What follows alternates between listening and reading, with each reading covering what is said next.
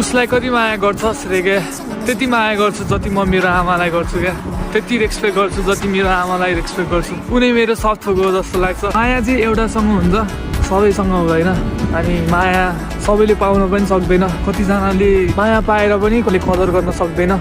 कतिजनाले चाहिँ मायाको लागि तडपिरहेको हुन्छ तर त्यो माया उसलाई बुझाउन सक्दैन अनि कतिजनालाई चाहिँ के हुन्छ भन्दाखेरि क्युरियस हुन्छ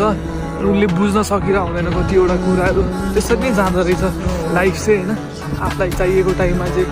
राइट पर्सनसँग एउटा राम्रो माया हुन्छ नि सबै कुरा पाउँछ नि त्यो मान्छे चाहिँ एकदमै लक्की हो जस्तो लाग्छ मलाई चाहिँ खत्रै लक्की हो किनकि सबैले माया बुझ्न सक्दैन सबैले माया पाउन पनि सक्दैन सबैले राइट पर्सन पाउन पनि सक्दैन त्यही भएर भन्छु कि म त यो माया भन्ने कुरा चाहिँ एकदमै अमूल्य छ त्यो माया पाउन अलिक गाह्रो नै छ त्यही हो भन्छु